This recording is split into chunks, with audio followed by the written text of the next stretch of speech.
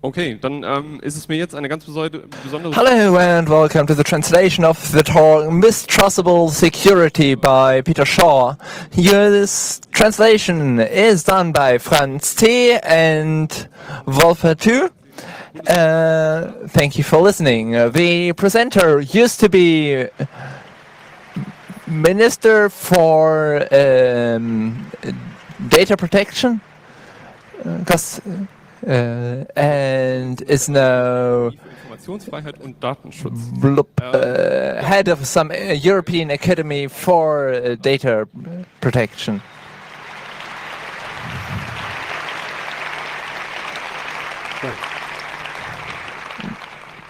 Meine sehr verehrten Damen und Herren. Hello, my dear hackers, sirs and madams. I liked to come here. It's not the first time I talk on a Chaos Communication Congress. The first time must have happened like 30 years ago, back in the Bürgerhaus Stelling in Hamburg. That was completely different, especially much fewer people were here and it was significantly less professional. It wasn't a critic, but in every beginning there is some magic, and so I'm really happy that the community does not just continue to exist, but grew this explosively and continues to grow, because it's all about you when we talk about how the future is going to be. And if you don't participate, you can't complain about the results. Many people in Great Britain noticed this when they woke up one morning after an election where it turned out like it turned out, but not in the way many people wanted it or expected it, but in such a way that, unfortunately for Great Britain, the exit from the European Union is coming. That does not need to happen, and we hope that we don't say the same in Germany, like it shouldn't have happened that way, because there are many ways to change something. And I'm talking about security here. And what does this image I'm projecting here to do with security? It's the title book of a really famous book. It's a book from 1651. It's called The Leviathan by Thomas Hobbes. And this title image is interesting because of many reasons. One of those is there is a man up there, a being that rises up about the landscape. What does this person want to say us? What does this person mean? Hobbes is the inventor, or one of the large discussers of absolute governmental. We have absolute governments. This creature does not only carry a scepter, but also a sword. And below, in the bottom of the image, you can see all the insignias of power. And if you look at it more closely, you see that the torso of this person, we don't see its legs, from many elements. And if you look at it really closely, you see humans there that turn to this leader, to this governor, who submit to his power. And the important part of this figure is that it is not only powerful, but also protects it. It is recognized as a power of protection, which ensures the safety of those below him. And to ensure this safety, the person that demonstrates the absolute state has taken up all the weapons and all the measures of violence, and everybody who does not accept that well, in the worst case, will be killed. And this perfect power is not legitimated by elections, but it was selected by God, as it was said at that time. Above there's a Latin saying that it does not say there is no equal power to me. The state having the monopoly of violence, and that was 1651 when that was reasonably close to the end of the 30 Years' War. Here the peace is restored, but not a peace from the peoples, but from the governors, from the kings. Whoever governs this people, or whoever governs me, I will have to follow his religion, which is part of the saying, or part of the laws or regulations that were constituted at that time. The governing persons or the governing bodies accept that, because that's what they left behind. This 30 Years' War, especially in Germany, is something nobody wished upon themselves. We live in 2017, and the year 2017 is the year where a reasonably important German politician who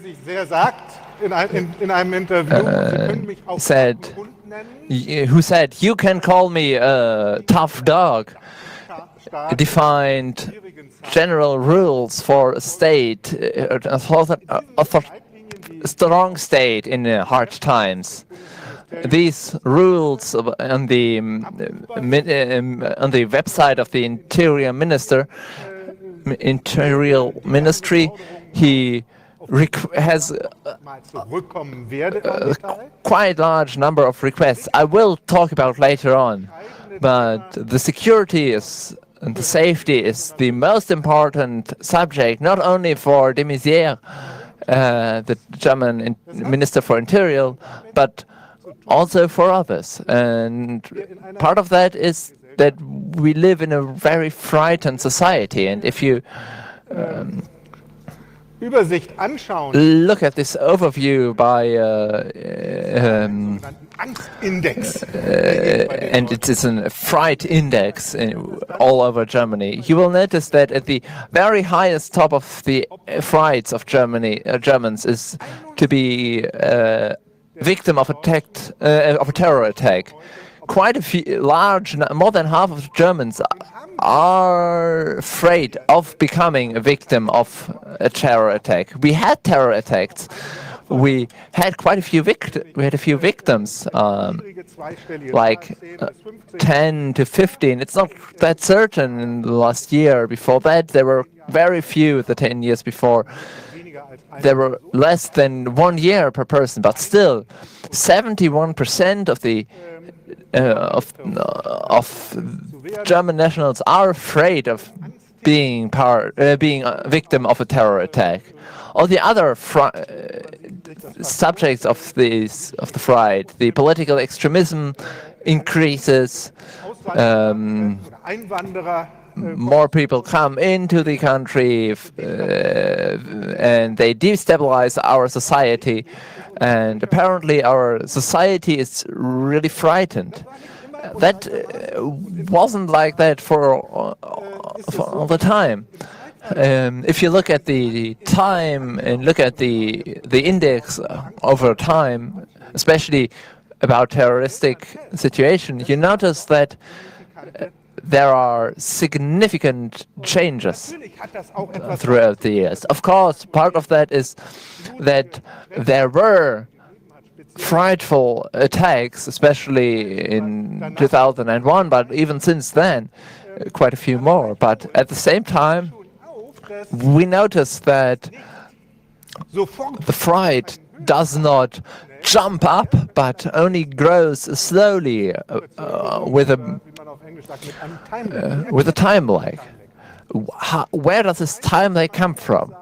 Of course, we can say the media is part of that, but it also appears to me that it's not only the media, but also those who give information to the media and those who use the media that lead to more people being afraid. And I put a few of the new rules and new legislation and that have been decided upon since 2001 for the interior security that were decided upon in Germany, and all those, and there are quite a few, like 35, depending on how you count, maybe some more, maybe some fewer, because many of these laws had a number of regulations and they are not evenly distributed, and it is not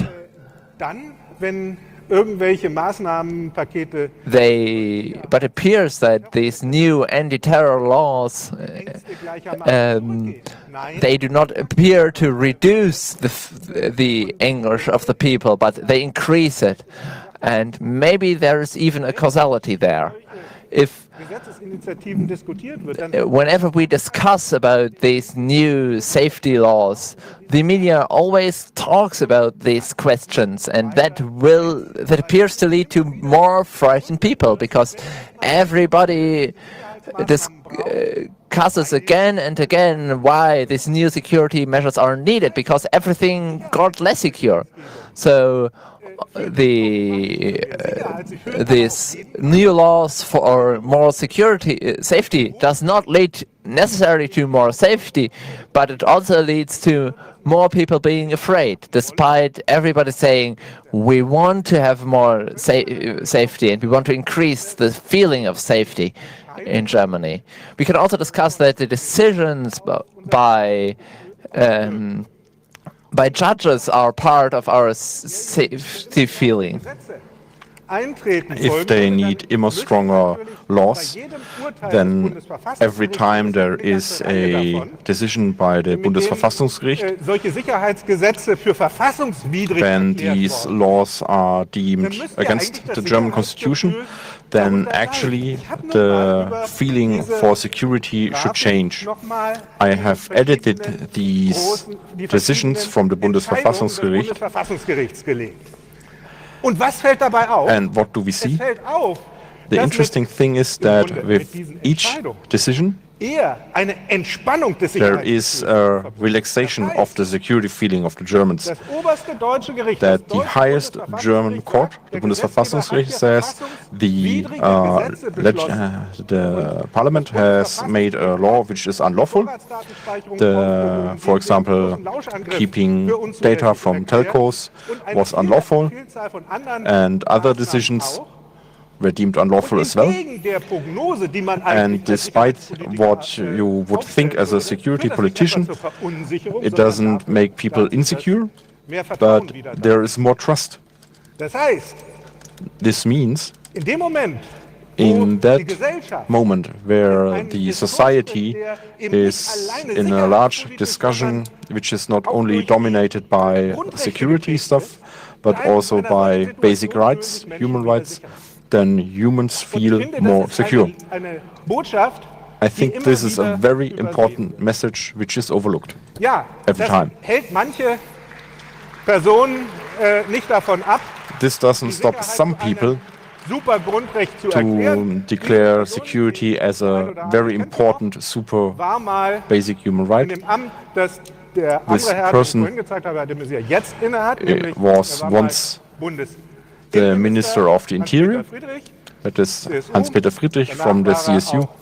Later on, he was boss of the CSU local group in the parliament. He said that security is a super basic right which dominates every other law. besides that security isn't some sort of basic right, it is important that we want to live in secure circumstances. But security is not based on surveillance, registering people, repression and oppression, but security has a very broad character. And when we talk about security, then we have to talk about social security, we have to talk about security for war, dirt in the environment, and other things which would threaten our existence. But the reduction of the security on, some say it's public security, interior security, that is not enough. That is counterproductive. I also added when this was said. This was just after the revelations from Edward Snowden. That was very interesting. That doesn't really work. But what happened is that there were several attacks and the reactions to the attacks in Europe, which happened in France, in Belgium, and in Berlin. And then, of course, there were decisions. I also added the security packages, correlate them with the constellation of the government, of the parties in government. That isn't really always the same. The most measures were made by great coalitions. That likely is just a random occurrence. I don't want to talk about Jamaica too long, because now it's an island again. But it's very interesting that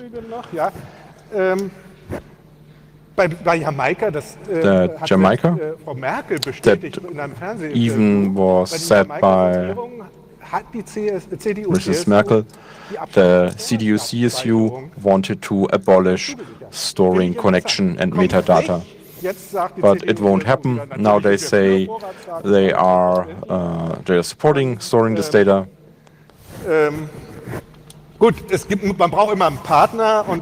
always need a partner for that.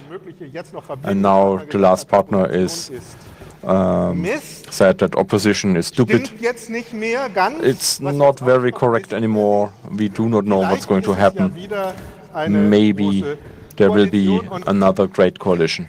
Zur großen Koalition gehören zwei. Ich habe mir deshalb auch angeschaut, was two people for a great coalition. What did Sigmar Gabriel say from the Social Democrats? He's an important person of the Social Democrats. He said, what is the position of the Social Democrats? Interesting is that he said he had the memory of the last great coalition, that there is too many postmodern liberal debates, that protection of the environment isn't that important as work, and data protection was more important than interior security. This is really what Sigmar Gabriel said. It wasn't a mistake. That was an article in the German magazine Der Spiegel. And this is where this citation is from. And he repeated this statement. Now you ask yourself, is that something, an issue of memory? Therefore, I checked what did the last great coalition in the 2 years, what were their decisions they made in parliament. There are very different rules or laws which were passed. For example, storing connection and metadata was reintroduced. The BND, the German Exterior Secret Service, is allowed to do what they did before, so it was legitimized. The German Offensive Security Office, CITES, was created, which is supposed to be in Munich, which should provide other government agencies with O-days and vulns stuff like this. There are many other laws which have been made. The German police can use data for policing, can be used for everything, every aspect of police work. The data from air travels can be kept from 5 years, and there Germany does more than the European Union ever asked for. This is very annoying. That in the perspective from data protection, now my successor is not allowed to talk to the parliament when there are issues regarding the secret services. I did that. I last did that in 2003, and today it's not possible anymore. It's not allowed. It is incredibly frustrating. There's another point. There's a new law for the electronic pass that is supposed to be some e-ID function in your new ticket pass for citizens. I do not think that is as bad. The annoying thing is that in this law, at the very end, means that all security agencies can access the data of all passes, of all of every issue of such a pass. There is no supposed to be a central registry for biometric data, but now there is a distributed database with these biometric data or data points. This is much better. Also, the law to improve video surveillance, that is to be read with other laws. 17 of 35 security packages which have been decreed by Parliament are from the last 2 years of the Great Coalition ruling.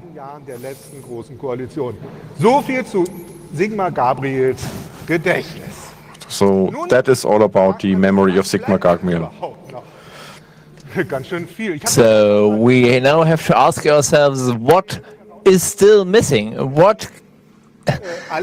That's not everything that could happen. Just 6 more ideas, but there are there are many more things politicians requested. I only have limited time. So let's look at presumptive data collection.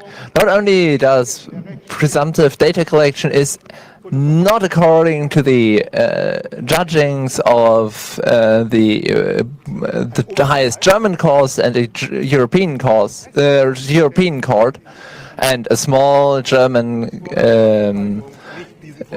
parliament has already decided that it is not lawful, but that does not change anything that somebody thinks about why the courts decided that it was not lawful. But we will still want to increase these laws and these rules. This is Maaßen. He is from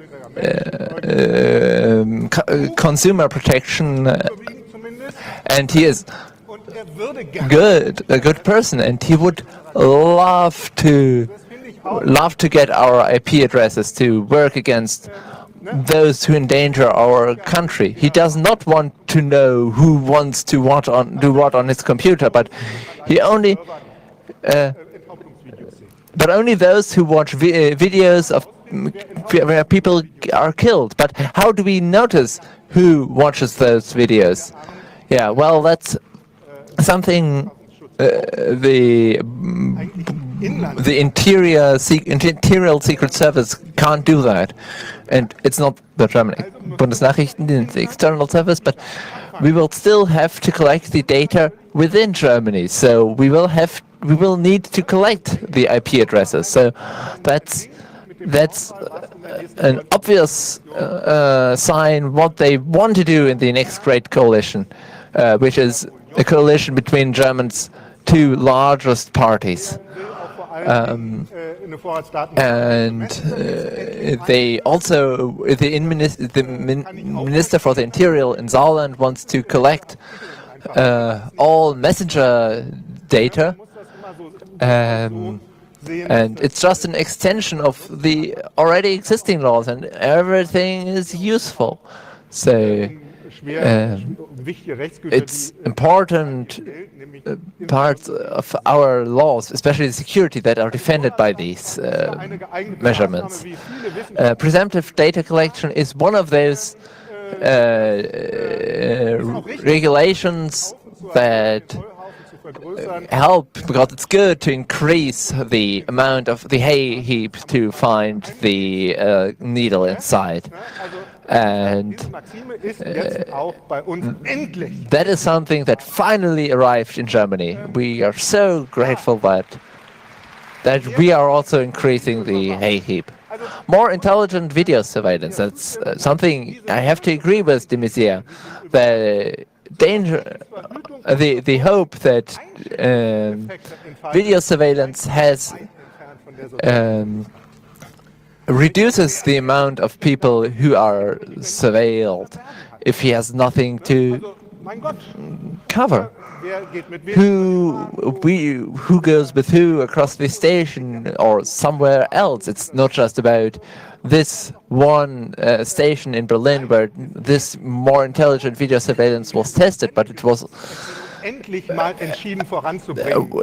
the aim is to have face recognition in video surveillance more broadly. And we already knew that majority of Germans want that, and the pass and the ID photos are available. But what can we do with that? An Israeli company says that we can recognize terrorists just by their face. And I would love to know how detailed they are. That is supposedly not through databases, but by general face form, and that reminds me to data from like from the 18th century, where they wanted to recognize recognize criminals by their face forms. Other things are also clearly recognizable. In this case, whether a person is gay, and also to recognize people who endanger the society, whether that's feasible. Well, the test phase was recognized. Well, the preliminary results promise a large improvement of the cases. So the recognition rate is somewhere between 70 and 85% false positives. So that means those who are not within the file but are still recognized as being within the database, and who also make an alarm, are like 0.3%. That means 480 mistaken alarms per day. If we think about the 160 persons who just are at Bahnhof Südkreuz, where this trial experiment was happening, that means there is a misalarm all 3 minutes. But if you think about 24 hours, and that's going to be so enjoyable for the police. It's very, very useful and practicable. And we really think that that's unfair, but I still want to do it. I looked into the pilot project in face recognition in Mainz, which is very similar to Südkreuz, and the BKA chef, the German federal police, the chef of the federal police said, I don't want to say that this is good. because it's only useful if it's really close to 100% of people being recognized, and 70 is close enough to 100, so it's great that this will be used all over Germany. And we also want to increase the use of DNA analysis, and this is also part of the paper from the Strong State. The other citations from Mr. de Maizière: the state must keep up with technology progress in the private sector. That the state needs the access to the private data. They need to have the same status of weapons in a way. And DNA analysis is just part of it. And that is very limited by law right now. It doesn't work at the moment. Both things do not work. That is based on German basic law or the German constitution. The Verfassungsgericht said that a DNA analysis is a very deep dive into privacy, so it needs to be only in very, very serious crime, and we need to think different. We need to think more liberal, says Mr. de Maizière. There, at the moment, we can use it to identify people, but only at very serious crimes. But in the future, that Justice and Interior Minister conferences check that, to check DNA analysis by phenotype, so to what ethnicity does someone belong, what hair color they have. Doesn't really matter if it's a perpetrator. And more is added. DNA analytic is getting more easy, more professional, and of course, if you follow this argument of de Maizière, so it shouldn't be only for serious crime. We need to look at it more liberal from his perspective. Travel data, metadata on people traveling, that is really dangerous and interesting, but most threats come from other people, from foreigners, and therefore it is very important that when we travel into other countries or if we leave the European Union, that should be registered. Because I have nothing to hide. And every travel must be registered. Even the US didn't do that for everyone leaving the country. They try to do it when you travel into the country. Donald Trump is also building a nice wall to Mexico in order to track this information, that not as many illegals travel to the US. But what happens if someone is traveling there, but he never leaves? So either there's an error or the person is still there. But what does it mean if the person is still there? That is a very complex system which is going to be in Europe. It has to work 100%. You can spend a lot of money on that. We remember for Sigmar Gabriel that is going to give new jobs, that are synergy effects. Another point is to implement backdoors into IT systems.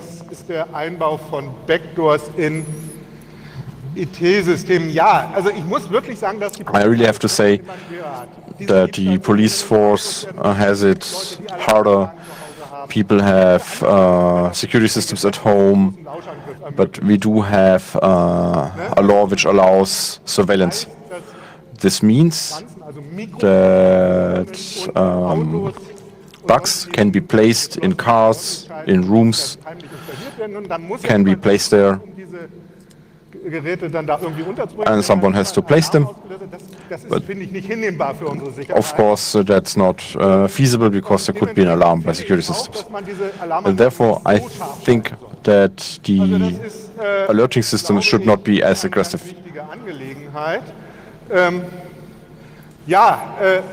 Das sind jetzt die Mikrofone. Vielleicht gibt es ja auch, sage ich mal, maybe there are innovative ways to do it. so that the police does not have to go into your rooms anymore. That's going to be more easier. We only have to ask the vendors to create backdoors in their products so that the police can access them and surveil and perform surveillance. And they also have, CITES is going to provide the exploits for the vulnerabilities. That would be the next step.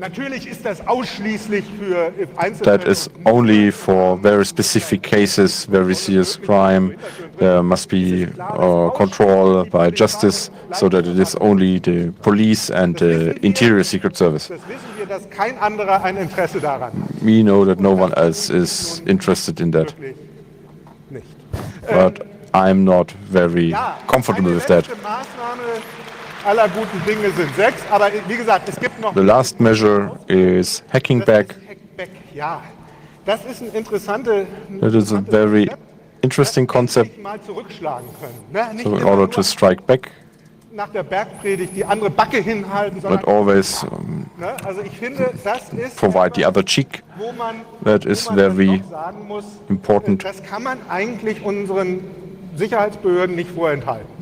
Why shouldn't our security agencies should be able to do that?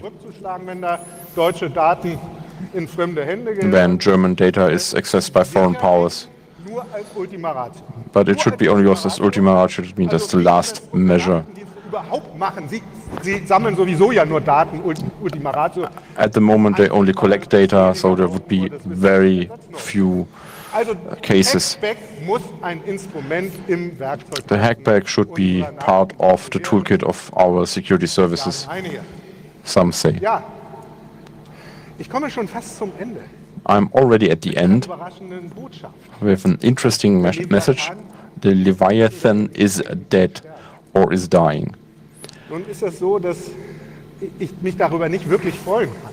I'm not really happy about it. The Leviathan ate too much. You do not feel well if you eat too much. Maybe it happened to you. It has been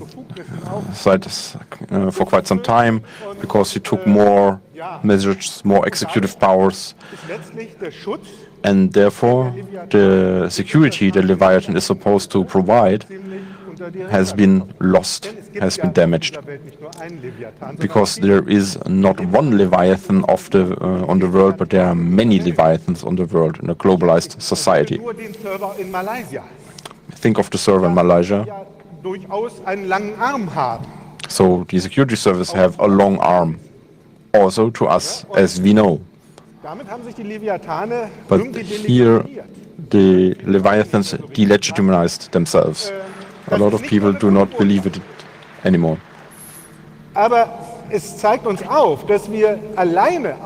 It shows us that we cannot just think of the Leviathan protecting us. As I show you this picture another time, look at the lower part of the picture. What has been left isn't the protection provided by the spread arms, but it is force.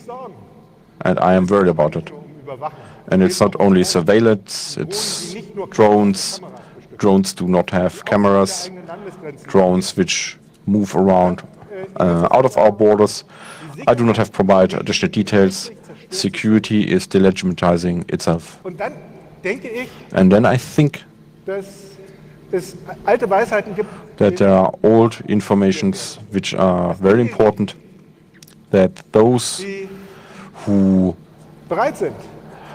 are prepared to give away freedoms, to exchange them for supposed security, they do not provide freedom or security. They do not deserve it. Thank you for your attention. Some additional information from the translators. Quite a few things were meant to be satirical to a certain extent, so that is probably has been lost in the translation, and so sorry about that.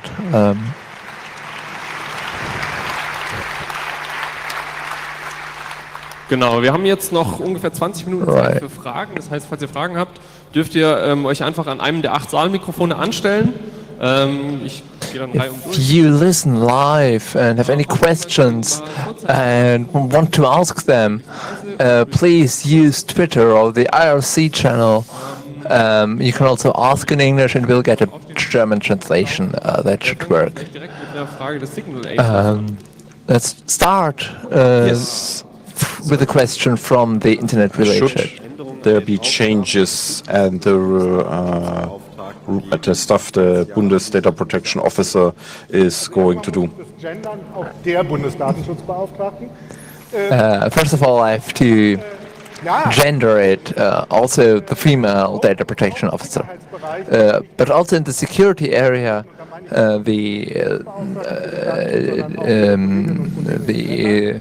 all data protection officers need more rights, and they have to be allowed to go directly to the appropriate parliaments, and they really should have this ability.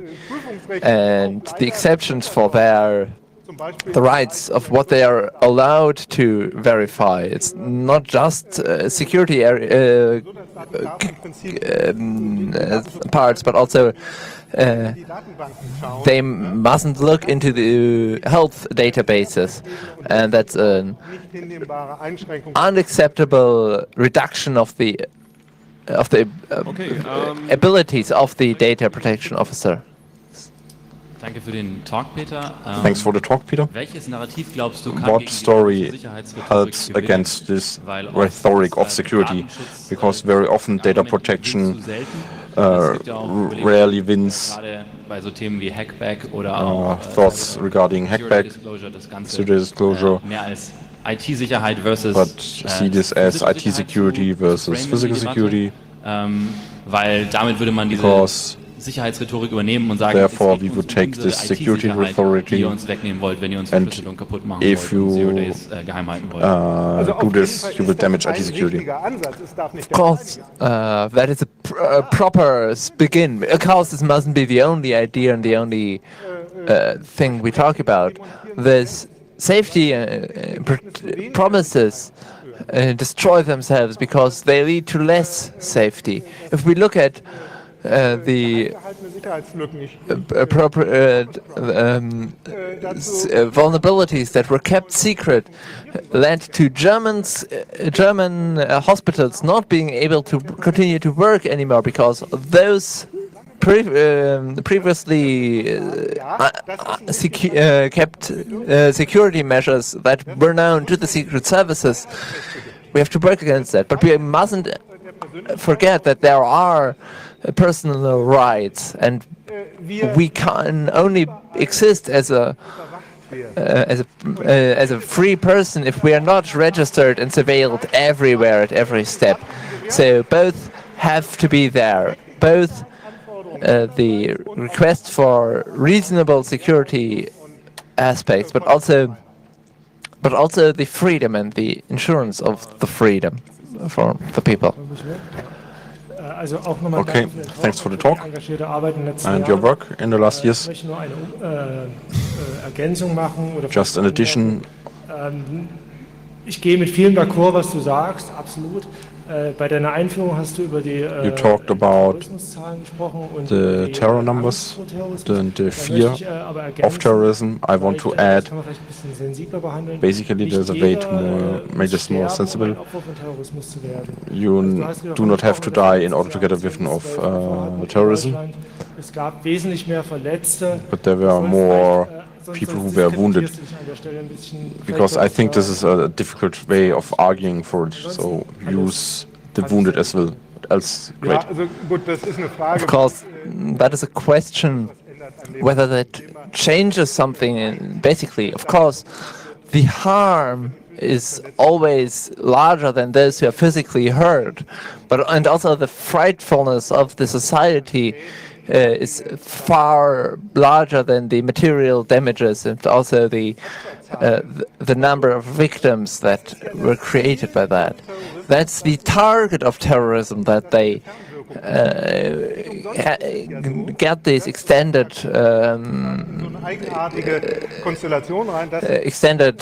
harmfulness. There are reports that say that terrorisms, or at least modern terrorists,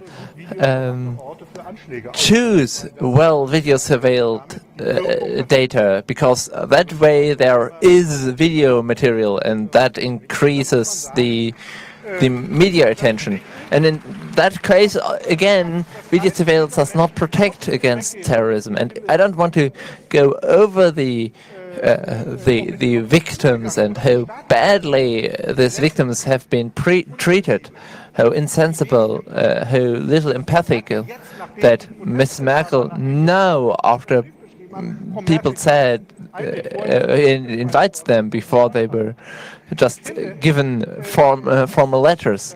And this shows that this safety rhetoric is a bit strange. There are aspects we have to look at again and again, and we want more security. And if we look at this terror attack in Germany, in Berlin, we know that, especially for quite a few months now, that in this situation the police did not know enough, but that they were quite blind. And even worse, it appears that Secret Service agents in the area were maybe extensively involved into that. So the attack in Berlin at the Breitscheidplatz is not needed. Many police agencies knew about it, maybe even too many, but they were not intelligent and they did not act appropriately. And if we take those cases where we know that they did not look at, and because of those, if it's argued that because of those cases, all of our data and our private rights is reduced, that's really bad. Dann machen wir doch an Mikro 6 weiter. Vielen Dank, großartiger Talk. Gerade die Zusammenfassung, die staatstheoretische, sollte eigentlich The summary should be forced literature for everyone who reports on that. But what happens in the heads of those talking about security politicians? I realize that people do not understand the rulings of the Bundesverfassungsgericht. But what is the understanding of people like Friedrich and de Maizière? Is that a state without borders who requires mass surveillance? Because such a state would be totalitarian. I do not believe that Mr. Friedrich or Maizière wants to have totalitarian politics, but they use the assumed opinion of the people, and they use that, and that's something that can be easily used in a democracy, even if many people. And that is not only data protectors, people for data protection, but also policemen and Secret Service. They see that and they have a clear view on that. They suggest that things are done. Law does not increase the security or the protection of the people, but what else can Parliament do? They just create a new law. That does not only happen here in Germany, but also in other countries, and that pressures the politics. And there might be other ways to work with those situations. Maybe we should look in the direction of Scandinavia, where a lot of where the people are a lot more careful with these questions, and people in Scandinavia feel more safe than those here in Germany. Dann machen wir eine Frage von Nummer 7 und danach 8, bitte. Ja, Sehr schöner Vortrag. Ich habe auch noch eine Frage dazu. Great talk. One question regarding our motto, do something. What is my issue if you leave this place and you try to convince people to do something? That security regarding to fighting terrorism isn't the highest value. Then you talk against windmills. You do not make progress. What do you think? What is the development in China with social credits and stuff like that? And if could help to change people's minds. I was at an organization from Handelsblatt. People were totally shocked. And everyone said, oh, we are in Germany, everything is fine, because we do have data protection. How do I tell people how dangerous this stuff is? That's the 100,000 euro question. I like to explain stuff to people and to enlighten people. So we shouldn't make ourselves more stupid than we are, even if people close their ears. But we have to try to reach them, and we will have to discuss with them. We will have to ask them the question or bring them to ask themselves the questions that are plainly visible. And part of that is how effective are anti-terror measures? Really? Is it more important than other subjects? Yes, it would have been really important to stop the attack at Breitscheidplatz, but it didn't happen, and that was not because there was not enough surveillance, but because many things did not happen in the correct way, and part of that is also to talk about the social credit system of the citizens in China, because the methods, the technologies, the algorithms that are used there are not significantly different than algorithms used here in many areas and more in the government. Okay, wir haben zwar noch einige Minuten Zeit für Fragen, aber ich muss übrigens um 10 hier scharf Schluss machen, ich muss noch zur Bahn. Genau. Direkt mein Punkt, die Fragen möglichst kurz und präzise machen, damit wir noch möglichst viele reinkriegen. Bitte Nummer 8. Ja, schönen Dank für den Talk. Du hattest gerade was gesagt von im Vorfeld der Gesetzgebung. Stehen die Presse da? Before there is a law, everyone says why we want to have this new law. And then the Bundesverfassung comes along and stops the law. Is that a wrong view that politicians then are more quiet? Or what happens? Yes, they are more quiet for some time, where the preemptive data collection that was stopped first by the German constitutional law and then the European Court of Law. That is not acceptable with the constitution, with the basics laws. And then Charlie Hebdo happened, and then Sigmar Gabriel came. It's really sad that I announce him again, because it was him back then, and he said we need preemptive data collection because we have to protect against things like in Frankfurt. And we looked what happened in France. France had preemptive data collection, and still this unusable argument has been used to introduce preemptive data collection in Germany, and that is something where people press the stop button, but they continue. It is not enough that the constitutional law in Karlsruhe creates these rulings, but we have to learn from that for a long time, and this ability to learn is not equal everywhere. Damit die Leute von zu Hause auch zu Wort kommen. Ja, und zwar kann man da eigentlich ganz gut anknüpfen, weil die Vorratsdatenspeicherung because of the keeping data from collecting metadata, is there a way to stop this collection forever? No, there's no way to stop preemptive data collection for all time. But we will we might have to bring it in front of the court again and again, or maybe even use the political ways.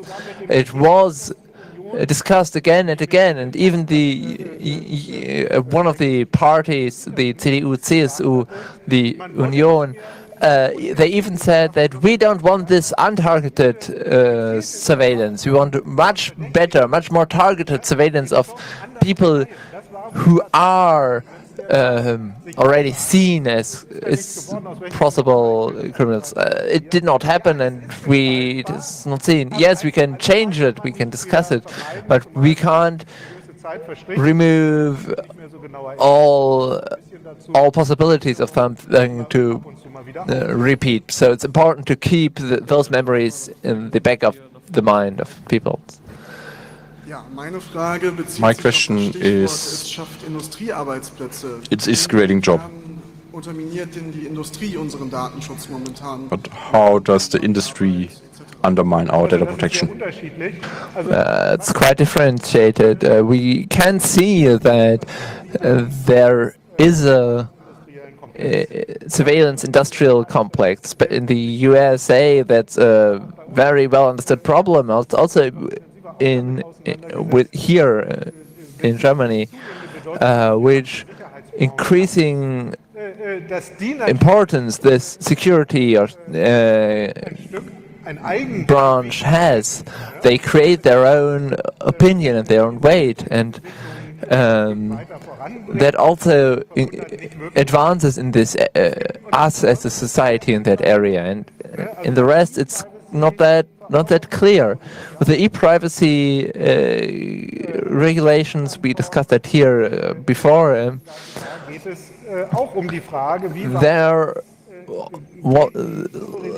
We also discussed how far the sovereignty of each person, the right to one's own data, and to what extent may companies use that data without the acceptance of the people? How far are they allowed to track the user data?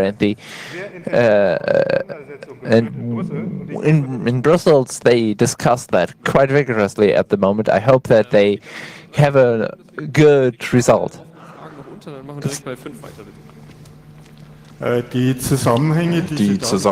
The stuff you showed is not as easy to understand. Are our politicians stupid, or are they having a specific agenda? Then looking at our security. Well, I'm quite careful with these agenda questions because it always assumes a secret program. I'm quite skeptical about those theories. So other people talk about, but there are of course many different interests, and in the end, it's all about influence and importance in the society, and that's also very dangerous. But it's something else than if somebody has a totalitarian agenda. And most of our politicians do not see it that way. And you may have a different opinion on that, but I personally am optimistic in this situation, which also means that we can achieve it if we change cultural dreams and feelings. That should also change the agenda of politicians, and that means that the pressure exists and is useful. May it be public pressure, but also over the constitutional jury in Germany, the constitutional, where they discuss our freedom rights. The last question is going to be, I have the impression that our politicians are just realistic. They're looking at costs and uses, but they do not look at their ideals anymore. but very often the use of master violence was very low, but the cost of making the bad things cost more. How could we do that? Or do we need to get rid of those politicians? First of all, I'm not of the opinion that the usage was big. I'm quite contrary to you in that point. And furthermore, the costs of surveillance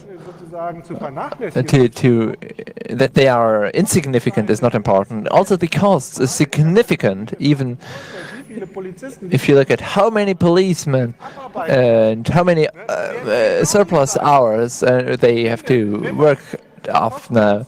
They are huge, and if we don't look at it in short term but in a long term view, we also have to look at what kind of society we want, and the use of the society is that we see the freedom, and that also must be on the political agenda. And that's a great finishing word. And with that, thank you for listening to the